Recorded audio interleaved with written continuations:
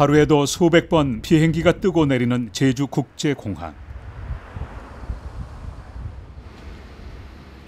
평일임에도 불구하고 관광객의 발걸음은 끊이지 않는다. 지난 2011년 세계 7대 자연경관으로 선정되면서 더 많은 사람들이 제주도를 찾고 있다.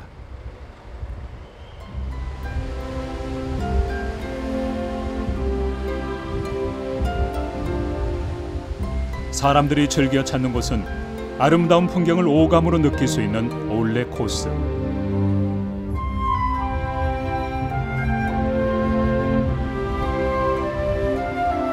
눈으로 보기엔 아름다운 자연 환경이지만 과거 이곳을 삶의 터전으로 삼아야 했던 사람들에게는 반드시 이겨내야 할 난관이었다. 그리고 100여 년 전 제주를 찾은 최초의 한국인 목사이자 제주 선교사인 이기풍 목사에게도 동일한 난관이었을 것이다.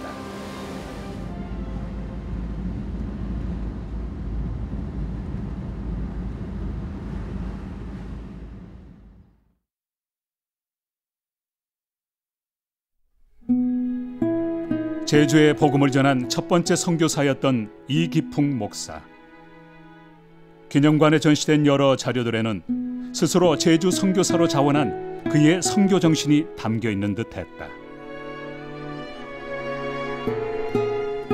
과거 육지 사람들에게 제주도는 죄의 형벌로 가야 하는 유배지로 인식되어 왔는데, 그렇다면 이기풍 목사는 어떤 이유에서 사람들로부터 소외된 땅 제주도에 선교사로 자원을 했을까?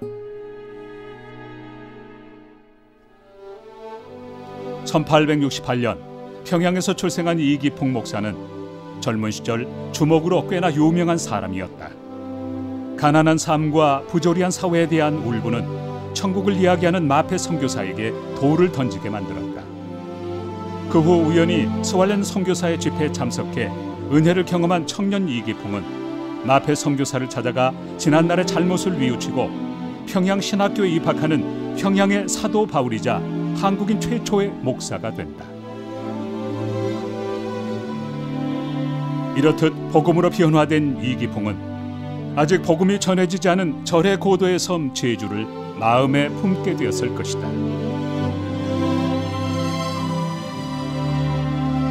최초의 한국인 목사 사진을 액자 속에 간직하고 있는 한 가정을 방문했다. 외할아버지께서 제작진에게 무엇인가 열심히 설명하는 사람. 바로 이기풍 목사의 외손자 신현선 목사다. 그리고 이기풍 목사의 막내딸이자 신현선 목사의 어머니인 이사례 권사는 아버지에 대한 기억을 기록으로 남겨놓았다. 어머니께서 1965년도에 신동아 넌픽션 모집 때 외할아버지의 순교 신앙에 대해서 어머니께서 증언을 했던. 어머니 이사례 권사가 남긴 기록은 영화 시나리오로 만들어졌고, 대학 때 연극을 공부한 신현선 목사가 이기풍 목사 역을 맡았다. 이와 같은 영어 제목으로 해서 이거는 한국말이 외할아버지의 삶 속에서 관용, 100번의 인내, 겸손을 체험한 것이다. 외할아버지가 지금 사모님 되시는 윤하배 권사님의 또 강력한 기도와 권유로 용기를 가지고 최초의 선교사로 자원을 하게 됩니다. 근데 사실은 당시에 이제 평양을 비롯해서 요즘식으로 얘기하면 대형 교회 목회자가 돼서 편안하게 목회를 할 수 있음에도 불구하고 길선주 선배 목사님에게는 평양을 하게 하시고, 이제 스스로 외할아버지가 자청해서 이제 1908년에 당시에 이제 동로회가 조직이 됐는데 그 동로회 파송으로 제주도에 선교사로 가시게 됐습니다. 1907년 한국 교회는 교회로서의 조직을 갖춤과 동시에 제주 선교를 결의한다. 그리고 복음의 빚진 자임을 몸소 경험한 이기풍 목사를 제주도의 첫 선교사로 파송한다. 평양 장대현 교회에서 파송 예배를 드린 이기풍 목사는 서울을 향해 출발. 교우들의 환영 속에 승동교회에서 일주일간 머문다. 다시금 목포로 출발해 양동교회에서 부흥회를 인도하고 목선으로 제주도를 향해 떠나지만 풍랑으로 추자도에 체류. 1908년 2월 중순 복음이 필요한 땅 제주에 첫 발을 내딛게 됩니다.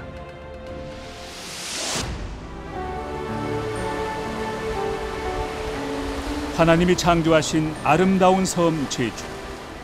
그러나 이곳 사람들은 창조주가 있음을 알지 못했다. 그래서 이기풍 목사는 선교의 열매를 기대하며 제주 곳곳을 다녔다. 그러나 현실은 달랐다.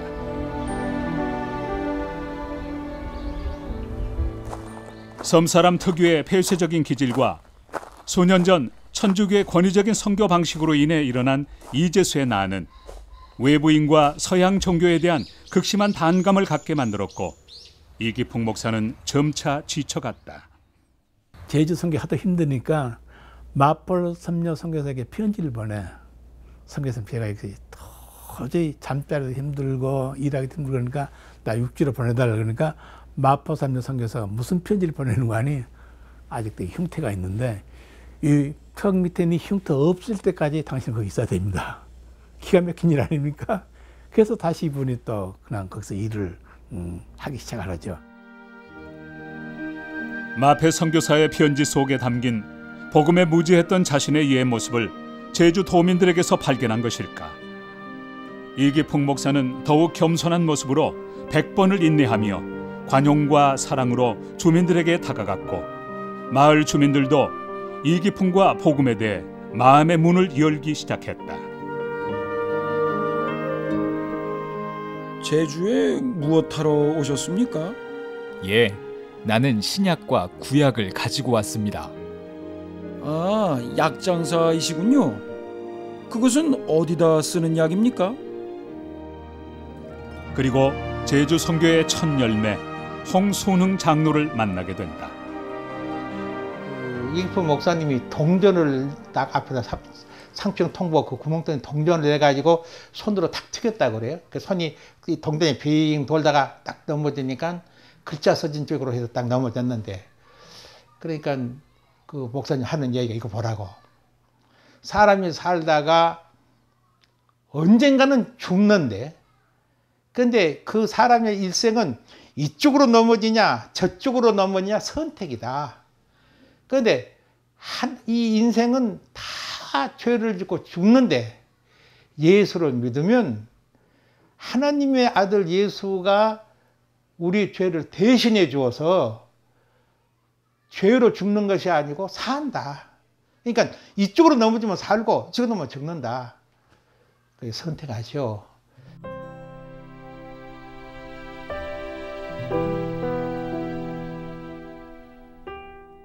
홍순흥 장로는 복음을 선택했다.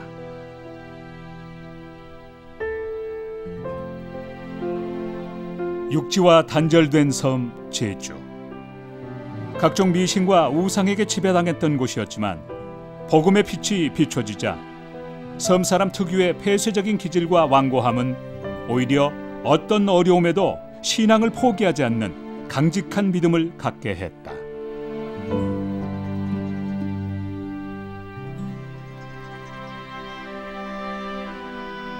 홍순흥 장로 역시 그랬다.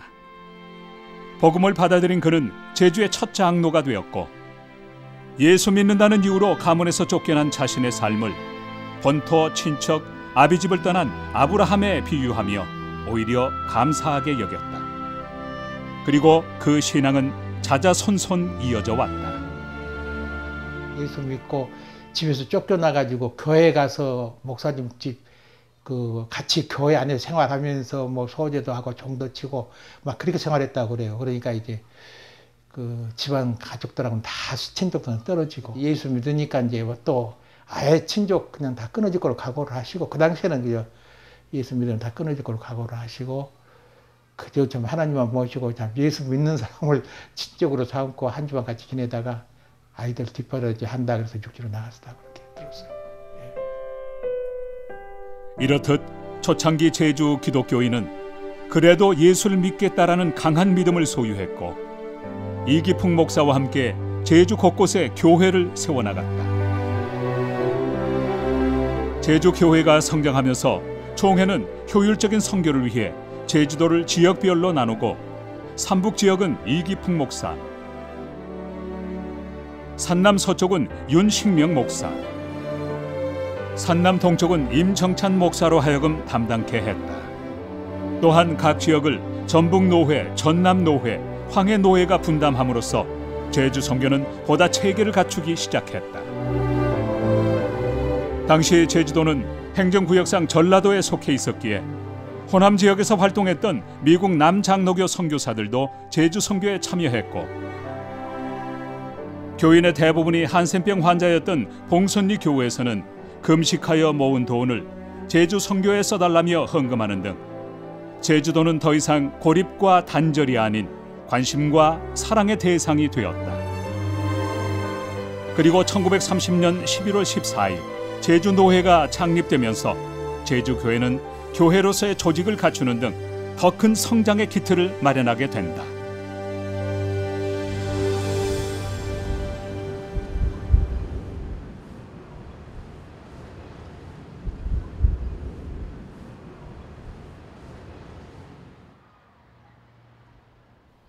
약 58만의 제주도 전체 인구 중 41만여 명이 거주하고 있는 제주시.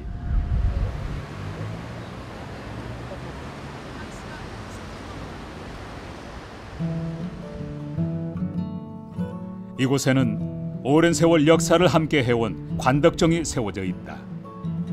사람들의 왕래로 항상 붐비던 이곳에서 이기풍 목사 역시 복음을 전하였다.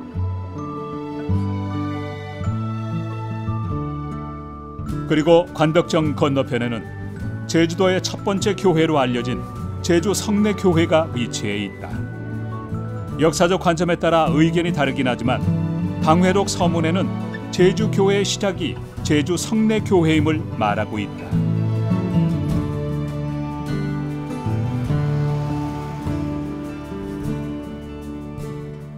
교회 마당에 서 있는 한 그루의 커다란 팽나무. 300개의 나이테를 두른 이 나무는 제주 기독교 100여 년의 시간을 말없이 지켜봐왔다. 이 나무 그늘 아래서 이기풍 목사는 사람들을 모아놓고 말씀을 전했고, 이기풍 목사의 자녀들은 전도 나간 아버지를 기다렸다. 그때는 어린 시절에 이제 아버지가 그리워서 늘 그 탱자나무가 친구 거기서 기다렸었는데, 그렇게 어려운 가운데서도 복음을 위해서 그렇게 애를 썼는데, 자기는 정말 철없이 그저 아버지 늦게 오신다고 그냥 울고 어리광을 부리던 그런 추억의 장소였다라고 하면서 그 장소 오시더니 다시 어머니가 결의를 다짐하시더니, 아버지의 만분지 이래도 미치진 못하지만 나도 아버지처럼 그런 선교적인 삶을 꼭 살도록 네가 나 위해서 기도를 많이 해달라, 그렇게 얘기했던 저 개인적으로도 정말 추억의 그런 장소입니다.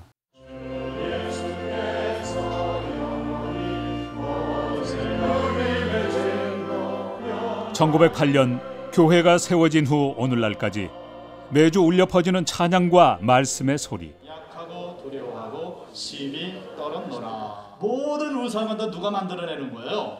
사람이 만들어내고 거기에 절을 한다니까요. 거기다 절을 하는 거예요. 그래서 100여 년 전 시작된 예배는 대를 이어 지켜져 왔고, 신앙 유산은 교회 곳곳에 남아 성도들에게 무언의 가르침을 주고 있었다.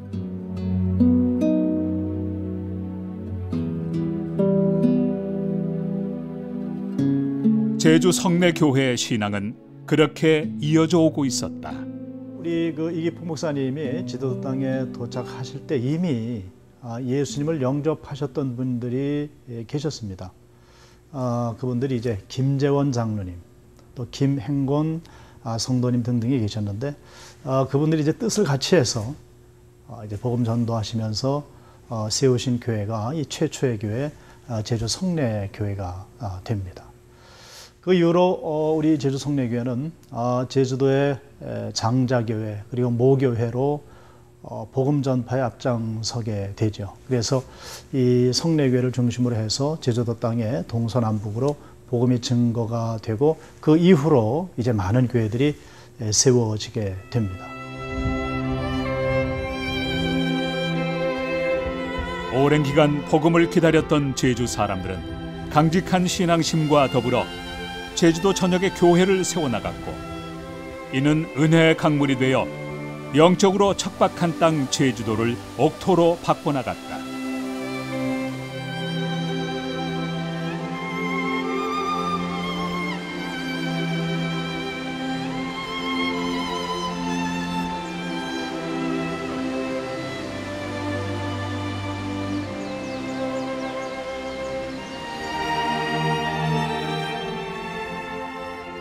그러나 이때 예기치 못한 고난이 찾아왔다.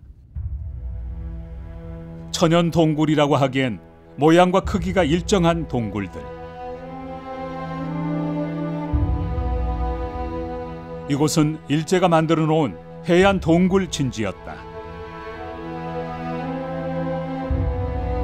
미 군함을 격퇴하기 위해 만든 이 진지에 자살 공격용 소형 선박을 숨겨 놓았었다.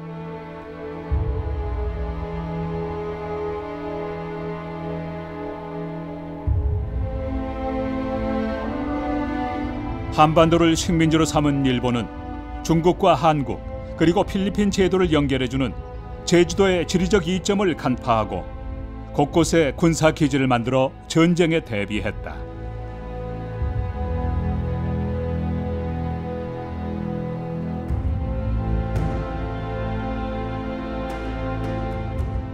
또한 일본군은 일본 본토를 사수하기 위해 제주도를 방어기지로 삼았고, 제주도민을 강제로 징용해 각종 군사시설물을 만들었다. 전쟁 말기에 일본군이 밀려오는 미군하고 맞서 싸우는 그 작전 이름이 결호작전이었습니다. 결호작전은 1호부터 6호까지는 일본 본토를 지키는 거고 7호가 제주도를 지키는 거였습니다. 그 결 7호 작전 때문에 일본군이 여기에 7만 명, 8만 명이 들어와 있었던 거고 전쟁 준비를 했던 것입니다. 제주도 사람들 중에 굉장히 많은 사람들이 강제로 끌려서 홋카이도부터 저 남양군도까지 전부 강제 징집으로 노동하러 갑니다. 그리고 제주도에 남아있던 사람들은 일본군들이 들어와서 전쟁 준비하는데 다 동원이 돼가지고 나가 일했는데, 일하다가 공사장에서 부상으로 사고로 죽은 사람들도 굉장히 많았습니다.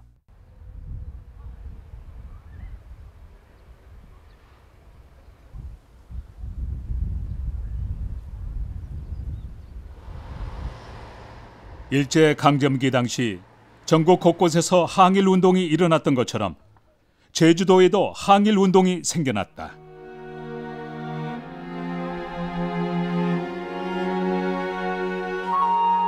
그 첫 번째는 조천 지역을 중심으로 한 이른바 조천 만세 운동이다.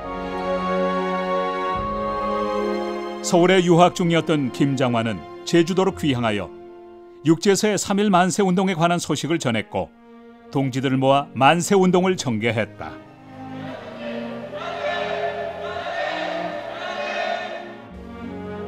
(3월 21일부터) 4일간 진행된 만세 운동은 조천 인근 지역으로 확산되었는데, 마지막 4일째는 무려 1,500여 명이 참석했고, 조천교회 임정찬 목사와 김현배 집사는 성도들을 통해 만세 운동을 알리고 참여를 독려했다.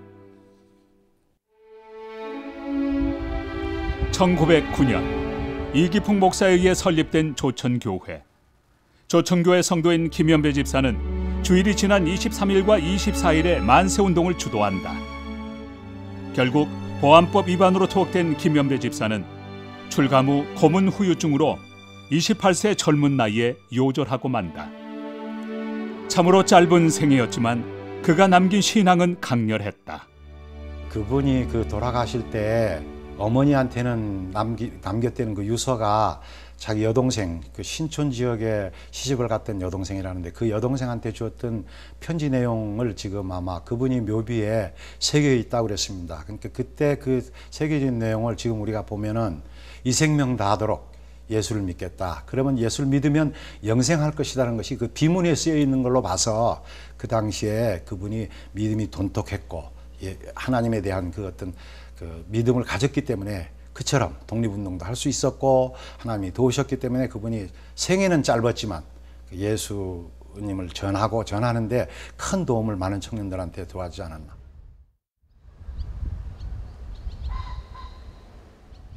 제주 역사, 그리고 대한민국 역사에서 빼놓을 수 없는 또 하나의 항일운동은 독립군 군자금 모금 운동이다. 이 군자금 모금 운동은 제주교회 초기 성도였던 조봉호 조사가 중심이 되어 이루어졌다. 이기풍 목사가 제주도에 오기 전 서울에서 유학을 통해 신지식과 복음을 접했던 조봉호는 고향 제주에서 이기풍 목사를 도와 교회를 설립하고 아이들을 가르쳤다. 그러던 중 상해 임시정부에서 보낸 김창규라는 사람을 만나 군자금 모금 운동에 참여해 줄 것을 권유받자 당시 성내 교회를 담임했던 김창국 목사와 함께 제주 교회들과 협력하여 교인들을 중심으로 모금 운동에 들어갔고 교회를 통해 관련 문서를 배포했다. 약 4,500명의 사람이 참여해 10,000원을 임시정부에 송금했는데 당시 쌀 한 가마가 4원이었다고 하니 실로 놀라운 금액이 아닐 수 없다.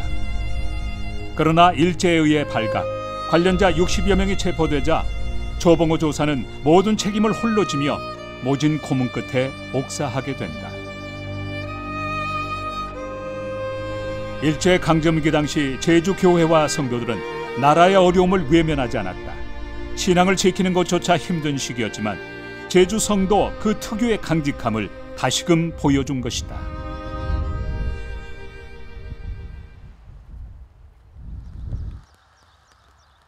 일본으로부터 해방되면서 묶여있던 신앙의 자유를 되찾을 것 같았던 제주 교회는 또 하나의 순환에 직면하게 된다.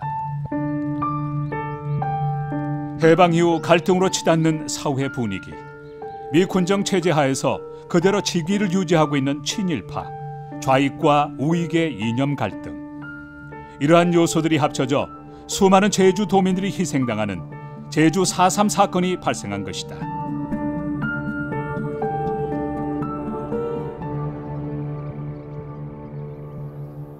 제주 4.3 사건은 해방의 기쁨을 누릴 새도 없이 찾아온 고통의 시간이었다. 해방 후 제주도의 혼란스러운 사회 분위기는 각종 시위와 파업으로 이어졌고 제주도 내 남로당은 여기에 편승해 좌익 세력을 확장해 나갔다.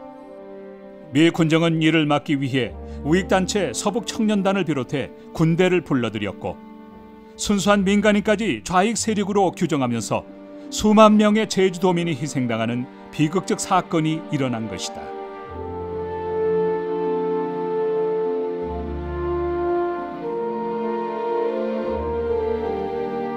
밤이 되면 산에 있던 좌익 무장대가 마을로 내려와 민간인을 죽이고 낮에는 진압대가 와서 죽이는 악순환은 계속됐고 거리는 시신으로 넘쳐났다. 계엄령이 선포되면서 군인에게는 즉결 처분이 주어져요. 그래서 우리 가족이 10명이면 10명 만약에 없다 하면 이게 도피자 가족이 되면서 무슨 사건이나 나면 보복 대상자가 됩니다. 그랬을 경우에 마음 놓고 내려갈 수도 없는 입장인 거예요. 그러다 보니까 산을 선택해서 피난 생활을 하게 되거든요. 그래서 실제로 4.3 사건의 희생자는 이런 활동가 별로 없고 거의 80% 이상이 그냥 순수 민간인이다 라고 볼 수 있을 정도로 전체 희생자가 25,000에서 3만 명이에요. 그래서 이게 제주도 인구 27만, 당시가 27만이라고 했을 때 9분의 1이 희생된 숫자거든요. 제주 4.3 사건의 피해는 현재 진행형이다. 부모는 자녀의 죽음을, 자녀는 부모의 죽음을 바라보아야만 했고 자신이 살던 마을 전체가 불태워지는 것을 목격해야 했다. 제주 도민들은 이러한 마음속 응어리를 가슴속에 담고 살아가고 있는 것이다. 그리고 그 마음속 응어리를 풀기 위한 노력은 제주 4.3 사건 당시 교회로부터 시작됐다.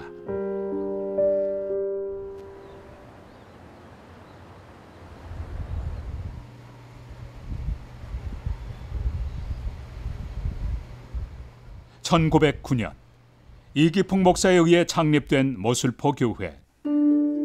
과거 산남지역 선교 거점이었던 이곳은 100년의 역사를 간직하고 있는 교단 유적 교회이기도 하다.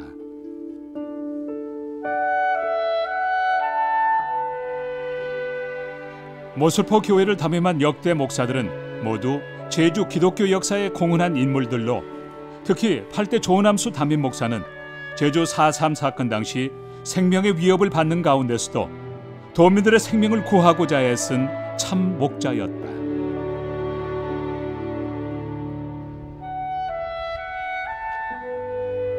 4.3 사건 당시 조남수 목사의 신원 보증으로 목숨을 구하고 신앙을 갖게 된 지봉수 장로. 그러나 안타깝게도 그의 형은 좌익으로 몰려 죽임을 당해야만 했다. 아니 조금 내가 이대로 올랐다 남부네. 제작진에게 당시 현장을 안내해주는 지봉수 장로는 다소 상규된 표정이었다. 예, 조금만 갔습니다. 조금만 이쪽 세우십시오.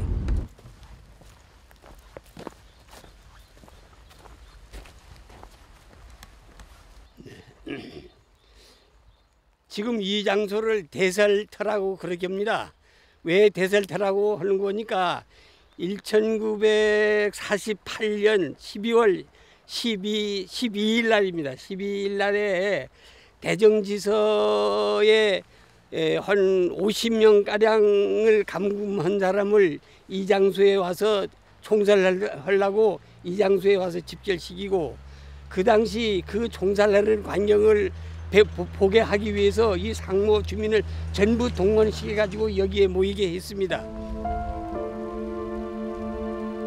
가족 중 누군가 없으면 무장대가 된 것으로 간주해 그 가족을 대신 죽이는 대살까지 행해지면서 희생자 수는 더욱 늘어만 갔다.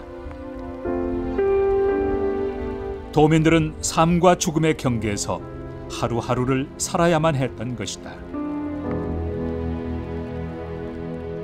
그러니까 조 목사님이 생각해 보니까 결국 그 죽는 사람들이 무슨 큰 죄가 아니거든요. 쌀 줬다, 옷 줬다, 뭐 이렇게 하면은 다 이제 그 죽는 건데, 그런 사람들이 죽어가니까 죄 없이 이렇게 죽으면은 낮에는 경찰에서, 밤에는 산에서 와서 죽으면 제주도민 다 죽게 생기지 않습니까? 그게. 그러니까 이것을 한탄해 가지고 결국 지서에 갔습니다. 결국 이 사람들이 그 입장이 딱 해가지고 그렇게 줬으니까 죄가 아니다. 그러니까 이 사람들을 살리기 위해서는 그 사람들이 자수해가지고, 그래서 자기의 반성하고 또 그렇게 하면 또 이쪽으로 돌아오고, 또 그 사람들은 살리고 해야지 그 사람 다 죽이면 되느냐고, 이런 굳은 각오로 가서 여기 그때 문형순 지서장이 있을 때 그 지서장 비가 마르니까 그렇게 하자고 그렇게 하고, 그 다음엔 지서장하고 같이 이제 부대에 들어가 가지고 그 계엄 사령부에 가 가지고 그 얘기를 하니까 그러면 좋다. 그러면은 자수한 사람은 전부 이제 죽이지 않고 살릴 걸로. 그래서 강연을 와서 여기 자수 강연을 했는데 결국 누가 얼른 자수를 잘 안 했습니다. 그래도 조 목사님이 이제 다 자수 아니면 다 죽을 건데, 내가 이제 결국 목사 입장에서 만약에 제가 이제 강연을 말을 들어가지고 자수한 사람이 죽으면 나도 죽겠다. 그러면서 이제 나를 조남수를 믿지 말고 내 목사 양심을 믿어라. 그렇게 하니까 몇 사람이 자수를 하기 시작했는데 그 사람들은 다 살아났습니다. 여러분, 저는 기독교 목사입니다. 여러분들이 공부의 기준 쌀과 옷은 살기 위해서 어쩔 수 없이 한 행동인 것을 알고 있습니다. 그러나 그것은 잘못된 행동이니 자수하십시오. 자수했는데 변을 당한다면 저도 같이 죽겠습니다. 조남수 목사의 진심은 도민들의 마음을 움직였다. 2번, 3번, 150번까지의 자수 강연을 했고 그 자수한 사람들이 3천여 명이나 됐다고 하는 사실입니다. 이것은 대단히 중요한 일인데요. 자, 보통 무엇이 옳으냐 그르냐를 떠나서 죽이는 사람이 있었고 그리고 죽는 사람, 가해자와 피해자만 있는 상황 아닙니까? 그래서 아픔을 가지고 평화박물관을 만들었죠. 가해자는 가해자 나름대로, 피해자는 피해자 나름대로 아픔이 있는데, 그런데 거기에 제주도의 자존심이라고 할 수도 있고 또 평화를 사랑하는 이민족의 어떤 화해자가 있었다고 하는 사실입니다. 그 일을 조남수 목사님이라고 하는 분이 화해자로서 그들에게 자수 강연을 했고 그분들이 수많은 사람들이 자수를 했다. 이런 것들이, 이 아름다운 그림들이 평화박물관에 그려져야 되지 않겠습니까? 그래야 정말로 평화박물관이 가치가 있고요. 또 제주도 사람으로서 많은 사람이 죽고 죽이고 한 이런 것들이 제주도는 이런 살리는 정신도 있었어. 이렇게 자랑도 되어줄 수 있는 거 아닌가 싶습니다.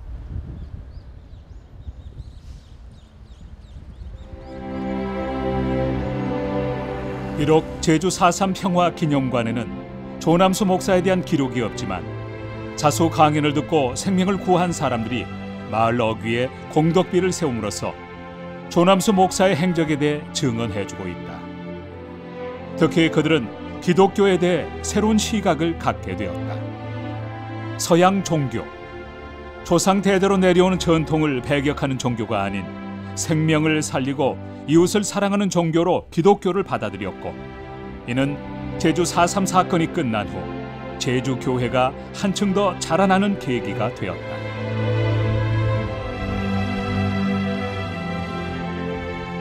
그러나 희생 없는 열매는 없었다. 제주 4.3 사건으로 오히려 제주 교회는 부흥했지만 도민을 비롯해 교인들과 목회자들이 생명을 잃었다.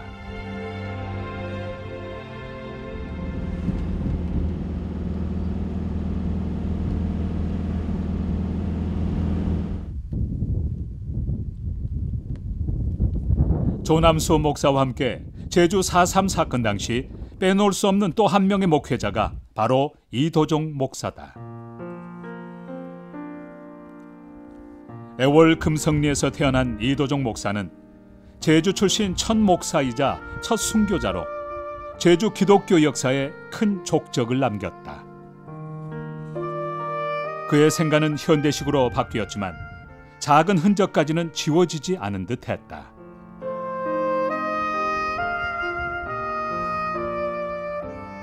이 집에는 이제 이도종 목사님께서 태어나신 장소라고 알려져 있습니다. 1892년생이시니까 벌써 120년 전 일이 됩니다. 그 아버지 이도년 장로님도 아직 이제 예수 믿기 전이고 제주도에 기독교가 들어오기 전의 일인데 이 마을에 이제 사셨어요. 대대로 이 마을에 사셨던 건 아니기 때문에 또 집을 자주 이렇게 옮겨 다니셔야 했고, 그것이 이제 한 어떤 집으로 뚜렷이 남아있지 않은 이유가 되기도 합니다. 그렇지만 또 복음을 받아들이신 이후에는 자신의 집을 기도처소로 혹은 또 교회 터로 이렇게 제공하면서 아주 충성되게 헌신하신 그런 일꾼이 되셨고, 또 그 아들 이도종 목사님께서는 목사 과정을 다 밟으시고 또 임직 받으시고 또 제주교회를 위해서 헌신하신 그런 좋은 목회자로, 제주의 첫 목회자요 순교자로 이렇게 남아 있습니다. 제주 출신 첫 목사이자 첫 순교자. 죽음을 두려워하지 않았던 그의 신앙은 아버지를 통해 물려받은 듯했다.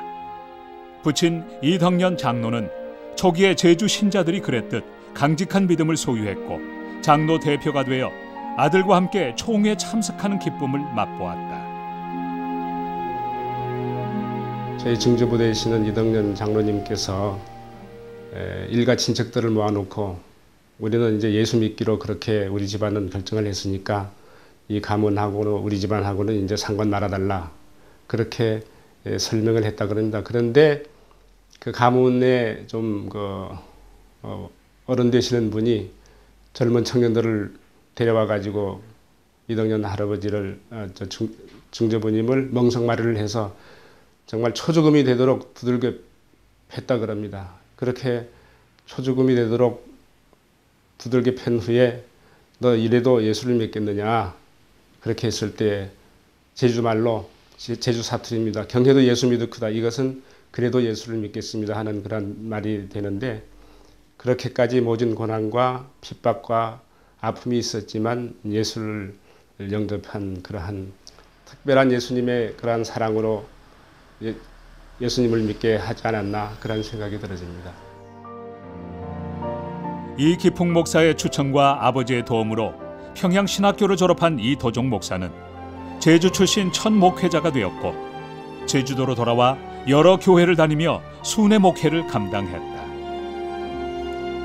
특히 그는 제주 문화를 이해하고 도민을 포용할 수 있는 제주 출신 목회자를 양성하기 위해 성경학원을 건립했다.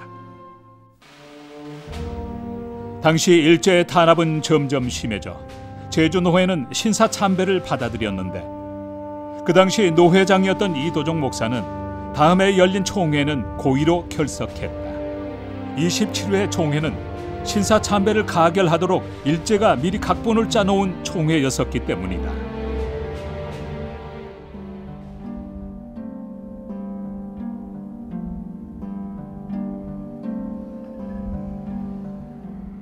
혼란의 시기, 무엇이 옳고 그른 것인지, 무엇이 성도를 위한 것이고 신앙을 지키기 위한 것인지 알 수 없었던 시간.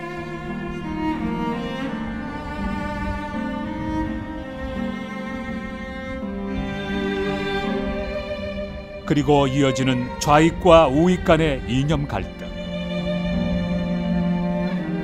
이도종 목사는 이런 혼란의 시간 속에서 목회직을 내려놓고 귀농 생활에 들어갔다.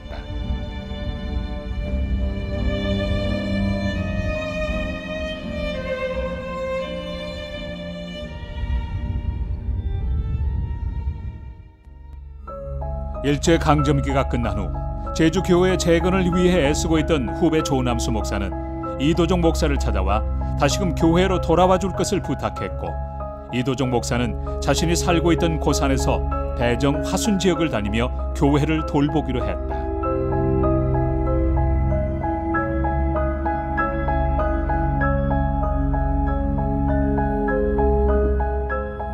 (1948년 6월) 성도들을 만나기 위해 자전거를 타고 대정으로 향했던 이도종 목사는 끝내 교회 성도들을 만나지 못했다.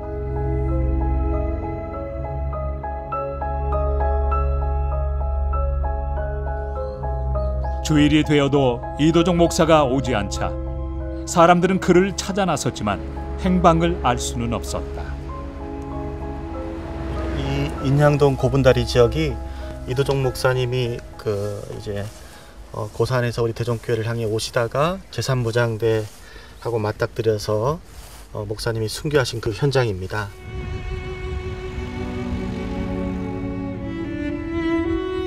이도종 목사는 대정교회로 향하던 중 무장대를 만났다. 그 당시 좌익 세력은 기독교를 적으로 보고 교회에 불을 지르는 등 제주 4.3 사건 당시 교회를 공격했다. 그럼에도 불구하고 이도종 목사는 무장대에게 자신의 신분이 목사임을 당당히 밝혔다. 목사님을 하시는 모든 분들이 이 4.3 사건이 끝날 때까지만 순회 목회를 중단하라고 이렇게 말렸지만 목사님은 나는 하나님의 종이 아닙니까? 하나님의 종인 내가 나 살기 위해서 내가 맡은 그런 성도들을 내가 어떻게 저버릴 수가 있겠습니까? 그리고 이런 날릴 때일수록 내가 돌보는 교회 교인들은 얼마나 무서워하면서 하나님 앞에 부르짖겠습니까? 나 살기 위해서 내가 그런 우리 성도들을 돌아본 것을 제가 중단할 수 없습니다 하면서 그렇게 목숨 걸고 순회 목회를 계속 하신 겁니다. 무장대는 이도종 목사를 생매장하기로 결정했다. 이도종 목사는 최후의 순간이 다가오자 무장대에게 성경책을 건네주며 회개하고 예수 믿을 것을 권유한 후 주여 이 영혼을 받으소서라고 나직이 기도했다. 이도종 목사를 생매장했던 무장대원이 검거되면서 이러한 사실이 밝혀졌다. 공비들이 있던 주위에는 옛날 일제 강점기 시대에 개인 참모들이 많이 파져 있었던 지역이었습니다. 그래서 구덩이 같은 곳에 밀어놓고 이제 생매장 하려고 했을 때 잠깐 나 그 가방을 달라 해서 거기서 시계와 성경책을 꺼내고는 자네들이 하나님의 사람을 몰라서 이렇게 하는 것인데 자네들도 이것이 잘못된 일인 줄 지금은 모르겠지만 나중에 알게 될 터인데 하나님을 믿고 우리 후일 천국에서 만나자. 참 그러한 말씀을 하시고 최후를 맞으셨던 거죠. 예, 정말 무슨 무기에 의해서 살해된 것이 아니고 살아있는 상태, 그 상태에서 그냥 그 공비들이 흙, 돌 그런 걸로 그냥 막 매장을 시킨 겁니다. 살아있는 상태에서 생매장을 시킨 겁니다. 그렇게 해서 이제 순교를 당하신 것입니다. 상당히 그 당시에 얼마나 고통스러웠을까 하는 그런 인간적인 그 연민의 정도 됩니다만은 참 그 순교하신 그 영광스러움이야 그거에 비해서 더할 나위가 없겠죠.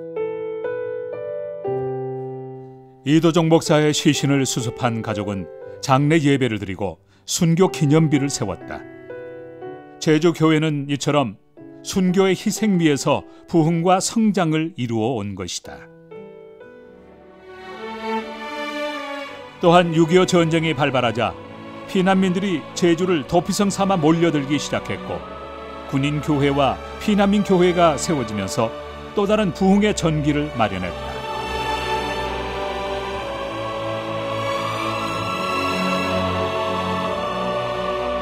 그리고 2008년 제주 선교 100주년을 맞아 드려진 기념 예배에서는 분열된 장로 교단이 연합으로 예배 드림으로써 교단 분열의 아픔이 제주에서 치유되는 감동의 순간을 연출했다.